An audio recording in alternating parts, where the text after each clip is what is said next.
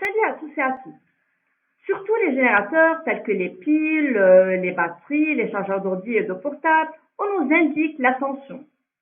Il est important de la connaître pour pouvoir choisir le générateur approprié à l'instrument électrique. Il est dangereux par exemple de ne pas utiliser le chargeur adapté à un ordi, auquel cas il y a un risque d'endommager la batterie ou bien l'appareil électrique. Cette capsule traite la tension électrique, que nous définirons dans un premier temps, puis nous verrons comment calculer la tension d'un circuit et quelles lois appliquer selon les différents types de montage.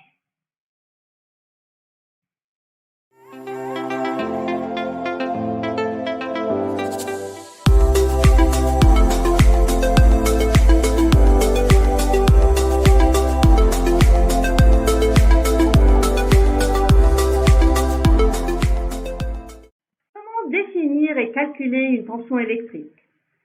La tension, notée grand U, s'exprime dans le système international en volts, en hommage à Alessandro Volta, inventeur de la première pile en 1800. La tension correspond à la différence d'état, ou de potentiel électrique, entre deux points d'un circuit. Prenons cet exemple. Nous avons un dipôle ayant comme borne A et B, VA étant le potentiel électrique au point A, et VB celui au point B. La tension entre les points A et B est notée UAB et vaut le potentiel en A moins le potentiel en B.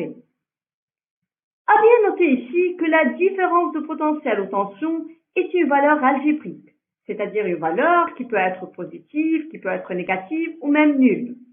Par exemple, UBA est toujours égal à moins UAB. Mais pourquoi? Puisque tout simplement, UBA n'est autre que UB moins UA, tandis que UAB n'est autre que UA moins UB. Donc si UAB est positive, disons de 4,5 volts, UBA sera négative de moins 4,5 volts.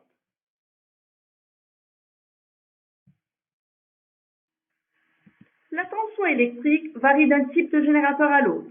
C'est une grandeur électrique qui peut avoir différentes valeurs.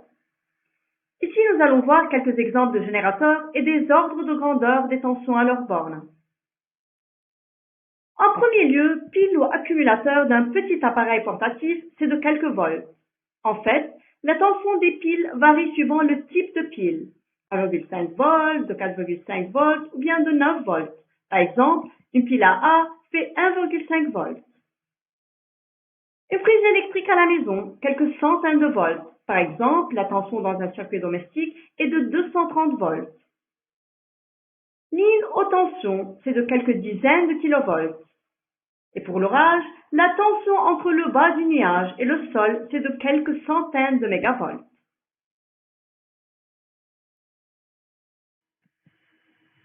L'électricité est régie par des principes de base et des lois qui permettent de bien comprendre le fonctionnement du système électrique.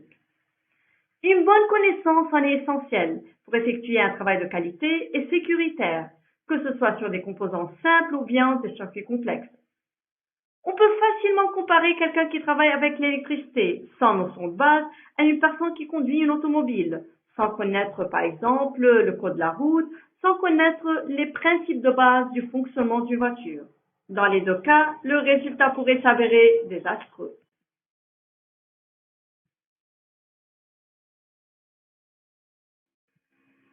La première loi de la tension électrique que nous allons couvrir ici est la loi d'additivité des tensions, que nous pouvons expliquer comme suit.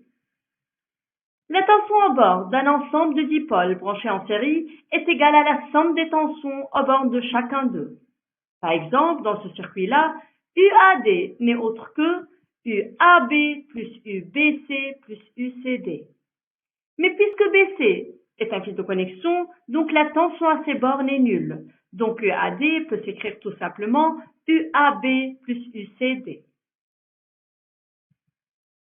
Nous pouvons aussi dire que dans un circuit en série, la somme des tensions aux bornes des récepteurs est égale à celle du générateur. Dans ce même circuit, d'après la loi d'additivité des tensions, UPN est égal à UPA plus UAB plus UBC plus UCD plus UDN. PA, BC, DN sont des fils de connexion, donc la tension à leur borne est nulle. Par suite, UPN sera égal à UAB plus UCD, qui peut être aussi écrit de façon aussi plus simple. U générateur est égal à U au bord de L1 plus la tension au bord de la lampe L2.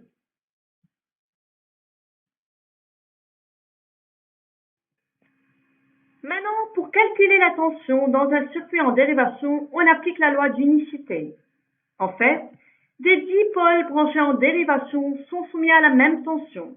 En d'autres termes, la tension au bord des composants électriques ou bien branches montées en dérivation est la même. Dans le circuit suivant, UPN est égal à UAB qui est égal à UCD et UEF, car P, A, C et E sont au même potentiel. Aussi, N, B, D et F sont au même potentiel. Dans le circuit suivant, la tension au bord du générateur est égale à celle au bord de la lampe et du moteur, car ces dipôles-là sont tous branchés en dérivation. Donc, nous pouvons toujours écrire UG est égal à la tension au bord de la lampe qui est égale à la tension au bord du moteur. Finalement, il faut toujours faire attention. Dans un montage, il est rare qu'il n'y ait que des composants électriques en dérivation ou que des composants en série. Il faut donc, avant d'appliquer les règles précédentes, identifier précisément les sections en série et les sections en dérivation pour être sûr de ne pas commettre d'erreur. En d'autres termes, en fonction des montages électriques, les lois des tensions ne sont pas les mêmes. Dans un circuit en série, les tensions s'additionnent pour retrouver celle au bord du générateur et dans un circuit en dérivation, la tension est la même au bord du générateur et aux bornes des récepteurs.